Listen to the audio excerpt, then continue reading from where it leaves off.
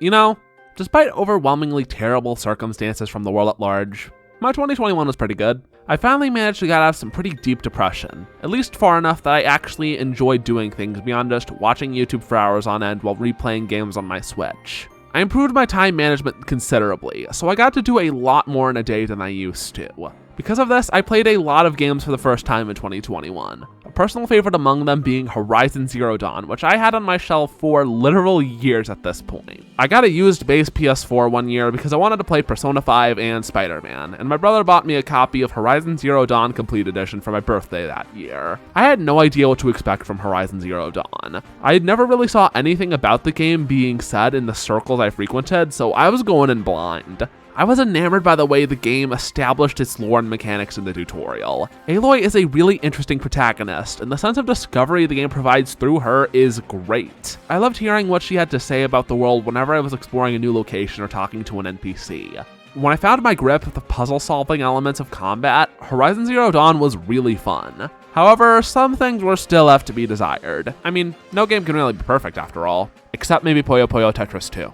The main story and combat of Horizon Zero Dawn were really good, but the side content didn't grab me very much. Few quests had interesting enough plot hooks for me to be invested in playing them, and the few quests that the game offered early on just felt tedious, so when an onslaught of quests came in Meridian, I honestly was just not interested. Then, after I beat the game, I remembered hearing about a sequel to this game coming out soon. I heard about this sequel in some discussions about E3 and the Game Awards, so I looked up the trailers I had heard about, and the game looked fantastic. I found out the game came out really soon after I beat the first game. Since then, I have beaten the game, and I contend that Horizon Forbidden West is a perfect sequel. First off, what exactly do I mean when I refer to the game with the term perfect sequel? Well, I'll be using the Schaeffrillas Productions categories of a perfect sequel, and judging how well Horizon Forbidden West fills them, as well as one of my own that's specific to video games. Mr. James Schaeffrillas outlines 4 criteria for a perfect sequel. A perfect sequel must expand the universe of the original, continue its story,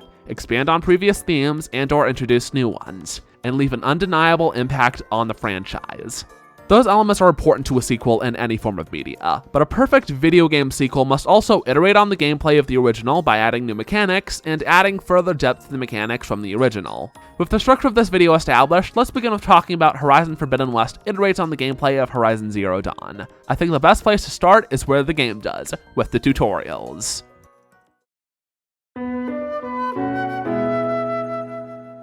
The tutorials of both games are really well constructed. I loved how the first game framed tutorials as Aloy actually learning how to hunt machines and use her focus in universe, which allowed both the straightforward elements and the unique elements of gameplay to come in naturally. It establishes the functions of the focus both in combat and in exploration, and establishes the role machines play in the tribal society. Forbidden West takes its tutorial in a similar direction, but uses a neat subversion, and makes a tutorial the more experienced Aloy teaching things she's already familiar with to Forbidden West tutorials don't dwell on existing mechanics from the first game very long, and has more in-depth optional tutorials in the pause menu for these same mechanics for people who started with Forbidden West. This approach makes the tutorials feel natural, especially in regards to the new mechanics, but I'll touch on those in a bit, because there are a lot more things from Zero Dawn that Forbidden West makes much better. The skill tree is a lot better constructed in Forbidden West than in Zero Dawn. First off, level ups give multiple skill points after a few levels, which is really nice. A big problem I had with Zero Dawn is that I didn't level up frequently enough to get new skills very often. This pushed playing side quests more, but the side quests in the original were still tedious, and the game also has more skill points offered via level ups than there are skills to unlock. The skill tree in Forbidden West is also far more balanced. Some skills were downright broken in Zero Dawn, and made me feel like an idiot for choosing anything else beforehand, like the Call Mount upgrade, which allows Aloy to infinitely call new mounts, which all gave EXP when killed, or the Triple Notch skill, which is essentially just a damage multiplier for bows at the cost of more ammo, which is absolutely not hard to come by. Meanwhile, other skills from Horizon Zero Dawn were absolutely stink, stank, and stunk. Like how about half of the skills for the stealth skill tree were just sneak attacks for highly specific scenarios that straight up just almost never happened, like the ledge grab attack. I legit don't have a single example of me using the ledge grab attack in my entire playthrough. With Forbidden West, the only options that were straight up useless were weapon skills for weapons that I didn't use. Most skills felt like simple upgrades like Silent Strike doing more damage or berries healing better. This way, what skills were essential to get were entirely dependent on the player's playstyle, which I think is the point of a skill tree on a fundamental level. Not a single skill in Forbidden West was straight up broken. The new and improved skill tree also provides new mechanics in weapon stamina and valor surges. Weapon stamina is a really good balancing tool. It gives the triple notch skill a much needed nerf and allows other skills to actually be viable in comparison. Valor surges employ an interesting element of strategy of what buffs to go for, but I do kind of wish that there was a faster way to switch between them, to really encourage utilizing the different ones in different situations. This reconstructed skill tree also gives a lot more value to side quests, because it allows the player to level up faster and get skill points from clearing the quests. On the subject, I've alluded to this before, but the side quests in Horizon Zero Dawn were pretty cringe. A major reason that I did almost none of them was because the system for fast travel was poodoo. To fast travel anywhere, you had to use a fast travel pack, which you got from buying at shops or crafting from killing regular ass animals. Fast travel packs as a mechanic wore thin by the time I got to Meridian, and the amount of large, empty space on the map makes backtracking without fast travel incredibly painstaking. Fast travel packs felt like an unnecessary addition that wasn't thought through very well, especially with the gold fast travel pack eliminating the mechanic entirely, so what was the goddamn point of including it in the first place? Forbidden West also makes side quests a lot better, for the simple reason that fast travel packs are so much better handled. You can now travel from any campfire at no cost, which is really great. It helps campfires feel important and makes fast travel packs feel natural, because now they are only needed when fast traveling while not at a campfire. And campfires are abundant enough that it feels right to try and find one rather than go and use a pack. Quests actually being fun now also makes the game feel a lot more connected. It helps the character's reverence of Aloy feel more warranted. It builds a sense of community between the people in the world. Another thing that makes Forbidden West much less tedious than Zero Dawn is the stash. In Zero Dawn, every time I looted a machine carcass, I'd have no room for at least one of the things on there. So I'd have to go into my inventory, scrap something I didn't need to clear the space, and Meanwhile, in Forbidden West, when I fill up on a material, it gets sent to the stash. Because of this, the inventory for resources now works on different rules. Instead of having a limited number of slots for items and items over the stack limit being made to fill up another slot like Minecraft, you can store as many item types as you want, and the limiting factor is each individual item's stack capacity, and items over that will be sent to the stash, which has virtually unlimited space. There's also the option to upgrade inventory capacity, so it helps that job quests are actually helpful now. Instead of being a glorified reminder on the UI telling you to get an item from a regular-ass animal or machine, a location where said regular-ass animal or machine can be found is marked on the map. This eliminates having to look up guides, and I really don't appreciate having to look up guides. And on the topic of upgrades, the system is so much more in-depth than in Zero Dawn. Instead of having to spend an hour hunting regular-ass animals to get a bigger inventory, you can hunt down all manner of things to upgrade capacity for resources, ammo, and upgrade weapons and armor beyond just coils. It helps make the game feel more dynamic, especially since for a lot of higher tier weapons, upgrades net more ammo types and coil slots. You'd think with how much ranged weapons got expanded, especially with new weapon types like the Bolt Blaster and Shredder Gauntlet, spear combat would feel pretty underpowered, even more so than in Zero Dawn. But I am very much delighted to confirm that that is not the case. The energy building mechanic in Resonator Blast makes spear combat feel like more than just a way to save on ammo, but a complement to ranged combat. Combat has certainly been polished to a mirror shine, but in an open world game, exploration is just as important, and I think the refinements to exploration are equally noteworthy. Exploration also sees a shift with the incorporation of the Polecaster and Shieldwing. Polecaster makes environmental puzzles across various quest locations feel more dynamic. You can also hook onto grapple points, which makes towns easier to traverse while also allowing the design of the locations to be more interesting, like with Plainsong or the Bulwark. It also makes climbing puzzles less static. In Zero Dawn, climbing was alright, but after a while it felt like the exact same problems with the exact same solutions over and over again. Meanwhile, the grapple points and obstacles to pull down add significant range to the structure of climbing puzzles. The Shieldwing is a fairly standard glider, but being standard is by no means a bad thing in this case. The Shieldwing is also a good example of how the main story incorporates upgrades for exploration. Firegleam makes an obvious goal to work towards in a relic ruin or a dungeon, and it has a lot more flavor than just opening a door that's locked from the other side. The Metal Flowers do a similar thing, and I might even like their flavor even more. The Diving Mask facilitates some of the most beautiful underwater sections I've I've seen in a video game in a long time, and also very handily eliminates breath mechanics. On the topic of exploration, the world building in Forbidden West is so good, you guys. Forbidden West introduces the titular location with an event that is natural given the history established in Zero Dawn. Sun King Avada is trying his hardest to make reparations to the other tribes who suffered at the hands of the Mad Sudden King during the Red Raids, and that includes the new guys, the Tenakth. The uneasy peace between the Karja and the Tenakth is built upon an embassy at Barren Light, an old stronghold from the Red Raids that was destroyed so thoroughly by the Tenakth it's still being rebuilt years later. This whole quest shrouds the Tenakth in mystery, and acts as a clean transition from the largely Karja-focused Zero Dawn to Forbidden West, which mostly focuses on the Tenakth and the other tribes from the Forbidden West. The titular location was mentioned offhandedly a few times in Zero Dawn, so it's nice to have that focused on in this game. The setting of the Forbidden West brings a lot of new locations I love, like Chainscrape, Barren Light, and Plainsong, as well as introducing the Tenakth, Utaru, and Quen. I like how the religions of the new tribes are all established in something tangible. This connection makes the cultures feel real. The Utaru faith centers on their land gods, machines dedicated to tending plant life. The Utaru find prosperity from how this facilitates farming, and they revere the land gods for this. They hold festivals for each of the land gods returning to the cauldron for repairs, and each festival is an event with a unique meaning to the Utaru, like how the land gods festival that comes at the end of winter celebrates the coming of spring. Rooting the faith in something tangible makes the Utaru's faith hard to disregard when a conflict of faith arises, like Aloy wanting to enter the sacred cave. The problem I found with the Nora and the Karja is that their culture doesn't feel very tightly rooted in the location that they live in, or the economy that they exist with. The Nora faith felt like a narrative obstacle first and a religious faith in-universe second. My same sentiment of appreciation of the world building around the tribes goes just as far for the Tenakth as it does for the Utaru.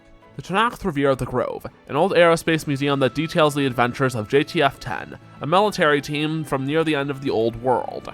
The Tenakth model everything about their culture after the 10, to the point where that's likely where the name Tenakth comes from. The missions conducted in the desert, jungle, and mountains by the 10 inspire the desert, lowland, and sky clans to take root in their respective locations. The Tenakth are fascinated by how the 10 flew in planes and dropped from the sky into combat, which inspires the Coleridge practice of jumping into a pit to fight machines, and phrases like, "May you fly on wings of the 10" being words of encouragement among the Tenakth. I also quite like how when you tour the Grove for the first time, the museum's projections cut in and out. But after you collect Aether, the holograms get restored to their former glory. It adds a sense of location being alive that I really like. Las Vegas has a similar effect of restoration to former glory with the holograms after collecting Poseidon. I also really love the characters you meet here. The Hidden Ember guys are a ton of fun, and I don't have a better place to mention it, sadly. The Quen, meanwhile, are an absolutely wild surprise.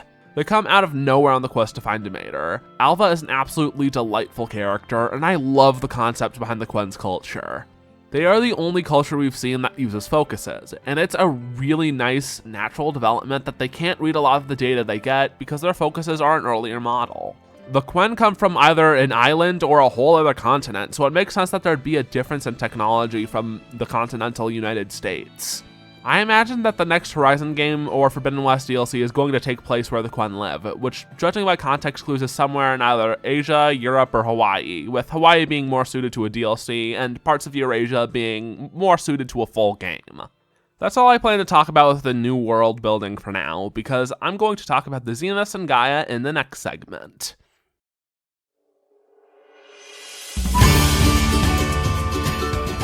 Horizon Forbidden West makes a strong first impression by acknowledging the consequences of Aloy running off at the end of the first game. It asks and answers every question I naturally had at the start and more. Forbidden West follows up the character arcs and relationships with characters from the first game really well, and I like how two of my favorite characters from Zero Dawn, Varl and Erend, come along on the journey. Forbidden West takes the approach to continuity that every single side quest canonically happened, and I think that's the best way to approach it in a lot of games. I have a feeling that the game would be a lot worse off if they tried to avoid the question of side quests being canon or not. Again, I passed on most of the side quests in Zero Dawn, which left me confused when characters like Talana or the Prince showed up, but the narrative handily explained enough that I didn't feel lost to a frustrating degree. On the topic of continuity, I like how the explanations of a lot of lore like Hephaestus are constructed. because it handily explains and catches up newcomers and made me feel really excited when I recognized where this stuff was going, and Aloy commented with my exact train of thought. I mean, damn, that just kind of looks like Hephaestus. That thing I sent, it wants us dead. It takes over places like these and makes killer machines. It's called Hephaestus. That's what I'm saying! This same moment in the story also brings the base, and I really like how the base is constructed. There's good reason to return to the base regularly, with both the main questline facilitating it by having to return the subordinate functions to Gaia, and with crafting machine overrides and talking to Aloy's friends in the realm of side content. I love how the base evolves over time. Every time you bring home a new friend, everyone has something to say about them, and they all bring their own little touches, like Katalo bringing in equipment and Zoe bringing in plants. Forbidden West continues minor plot threads and expands upon character relationships really well. The real coup de grace is the way Gaia's plotline is followed up. The opening is not only a fantastic tutorial, but it is also masterfully constructed in terms of story. It establishes that Aloy is looking for a backup of Gaia, and introduces Far Zenith. Far Zenith's existence is news to Aloy, so the hope of finding a backup at the launch facility feels realistic, even though the effort didn't ultimately bear fruit. The introduction of Far Zenith feels like a distraction, a dead end in the search for a backup, which deviously obfuscates the importance of Far Zenith to Forbidden West's story, as well as establishing their knowledge of Gaia. The introduction of the Zeniths in the Hades Proving Lab sells them as a massive threat, and introduces Beta, driving intrigue expertly. This then leads into the first cauldron and the establishment of the base, which I sung the praises of already. The questline with retrieving the subordinate functions is fun in a frankly inordinate number of barrels. I just love the conflicts that stand in the way of each one, especially taking on the bulwark with Katalo. I also really enjoyed the expedition into Thebes for Omega level clearance. Right from the start, I noticed that CEO's name is literally just CEO, and knew that something was up with them. And then I knew he was gonna fuck everything up super hard when he changed to Ted Pharaoh's clothes and declared himself Pharaoh Reborn.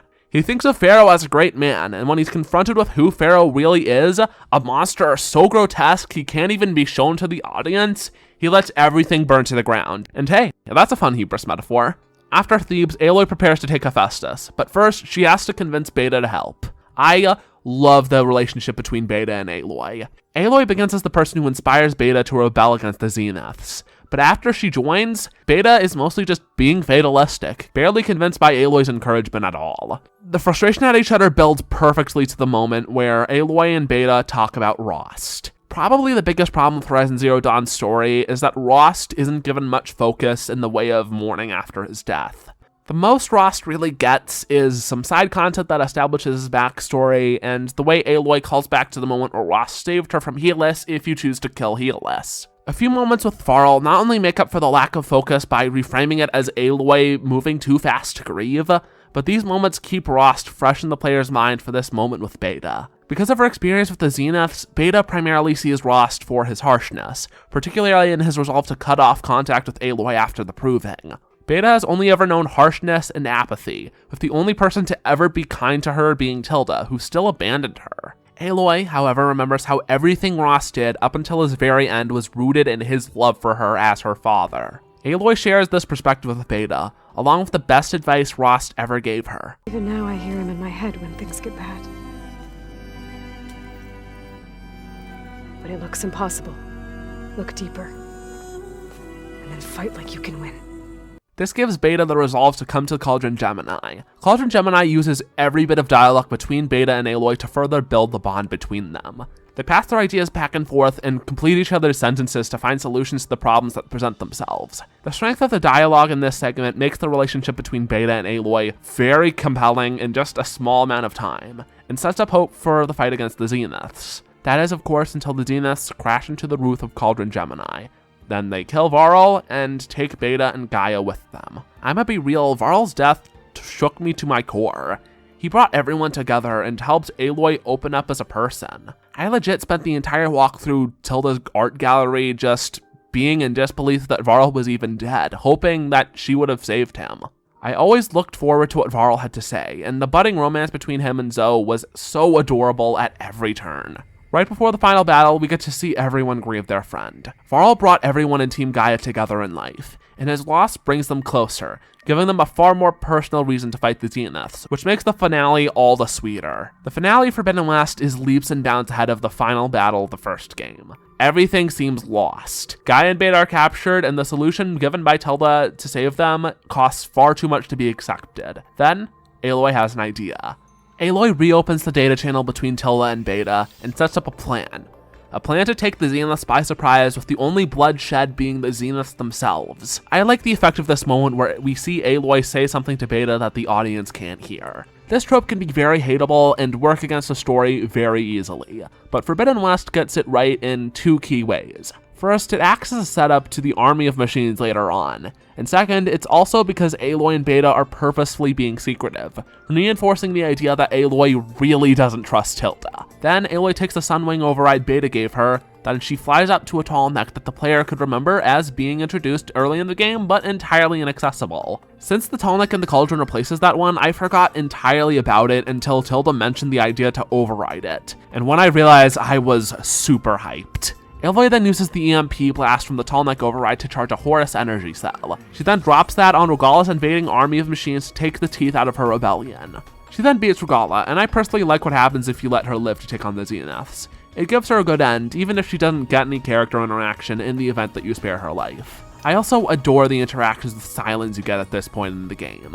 The power dynamic between Aloy and Sylens is a running theme in all of their interactions. In Zero Dawn, Sylens was always in a place to make Aloy play into his plans, and Aloy went along with it because she knew that even if she was doing something for someone she didn't trust, she was furthering her own goals by doing so. Then in Forbidden West, up until we're taking out Regala, Sylens is one step ahead of Aloy, even after he loses the ability to know exactly what she's up to. He knew Aloy would find herself where the rebels ambushed the Zeniths to test their weapon eventually, so he made the weapon self-destruct so she couldn't reverse engineer it. Then Aloy figures out Sylens' plan and counters it perfectly, forcing the guy who's been one step ahead of her for so long to play into her plans for once. Once Sylens is on Aloy's side, the plan to save Beta and retrieve Gaia is to put into motion. Let me tell ya, I love climactic rescue sequences, and this one is just soup-perb.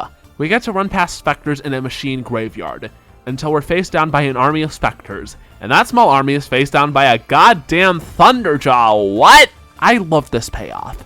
Discussions about the plan to fight the Zeniths had routinely come around to making an army of machines with Hephaestus. So Beta puts Hephaestus into the thingy that the Zeniths use to make specters, and it starts pumping out all the kaiju-sized machines en masse. This moment is really cool. Absolutely no notes. After that, we get the boss fight against Eric, the asshole who killed Varl.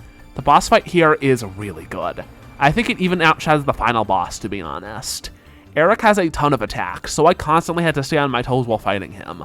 So he dies, and then we climb one last thing before we get a massive twist that makes sense of everything. The Zeniths didn't lose their home on Sirius because of a natural disaster. It seemed natural that the Zeniths' hubris blinded them to a massive, easily avoidable problem, and yeah, it did. But in actuality, their hubris also created the problem: Nemesis. This development makes sense of the extinction signal. Nemesis is an AI made of all of the Zenith's minds, so it knows about Gaia, and it made the extinction signal to make Hades sentient so it could stop the Zeniths from having a viable home on Earth. Everything Tilda said about the Zeniths trying to wipe out life on Earth for themselves was a lie. She wants to take Gaia and Aloy to the stars with her to make a new home somewhere else while Nemesis ravages Earth. She appeals to Aloy, saying that they're just doing what Elizabeth Sobeck did again, making a sacrifice for life to survive. But Aloy knows better. This scene perfectly shows the fundamental misunderstanding of Elizabeth that Tilda has. Tilda views Gaia as Elizabeth making a sacrifice so life could survive, but in reality, Gaia was made to pull hope out of a hopeless situation. Aloy understands this, not because she's Elizabeth's successor, but because of the greatest lesson Ross taught her. When it looks impossible, look deeper, and then fight like you can win. The game then ends with the stand against Tilda as Spectre Prime.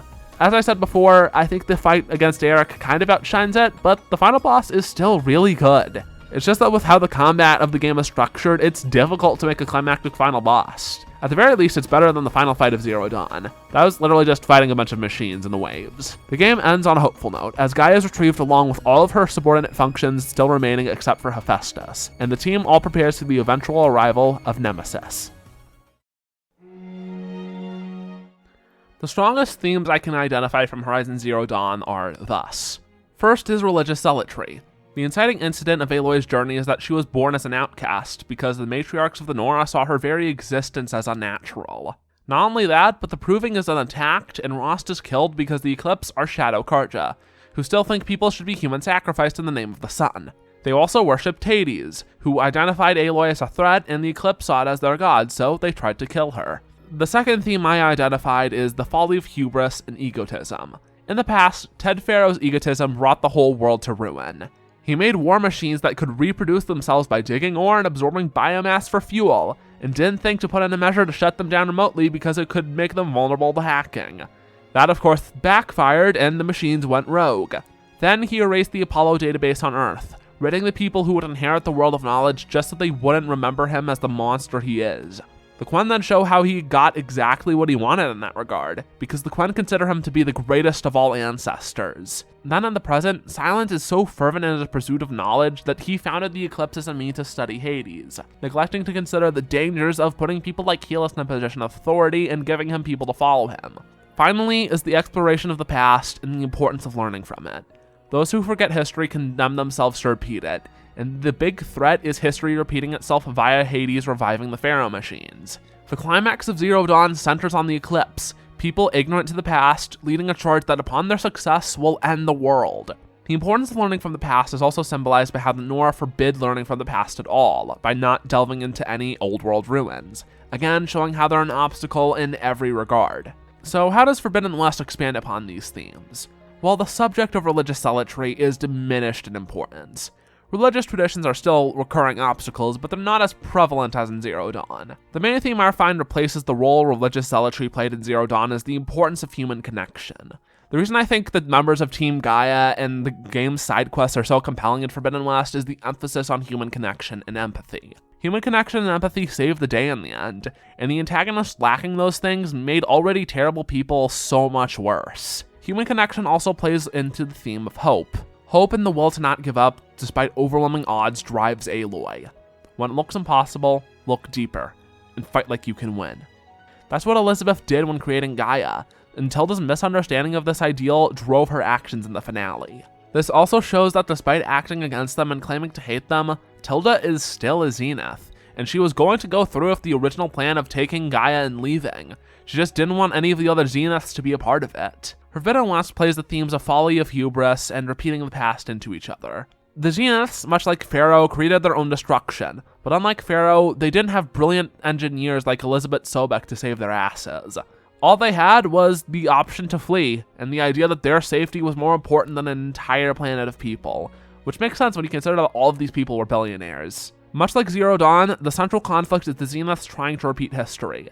Nemesis almost destroyed all of them, so they fled to Earth, and Nemesis seeks to destroy the Earth, though it isn't an option for them anymore. The Zeniths want to leave Earth to save their own axes, just like they did 1,000 years ago. The theme of learning from history is also emphasized in how the Tenakth and Quen religions focus on history. The Tenakth focus on reenacting the feats of the Ten to reach the glory they did. Meanwhile, the Quen actively chronicle history, yet they are unable to learn from it because certain information is forbidden by the Overseers. Finally, the game ends with a bit of hope, as history fails to repeat itself. Because when Silence stands ready to take the Odyssey into the stars, he realizes the importance of friendship, when all he ever did was use people. So, Silence stays, breaking his own cycle of using people to his own ends, and ending the cycle of megalomaniacs taking away knowledge from the people and fleeing to save their own asses. So what exactly is the impact left on the franchise by Forbidden West? Well, it has a lot of plot hooks for both the DLC that this game will most likely get and any future sequels. I imagine pursuing Hephaestus will either be a plot point of an expansion or a subplot in the next game. Either is a distinct possibility, and I think either could work really well. Same deal with the Quen, really. Whether they get a full game or DLC entirely depends on how much depth the team behind the series wants to give them, though I personally think a full game makes more sense. I feel like Nemesis should be the antagonist of the whole next game, though.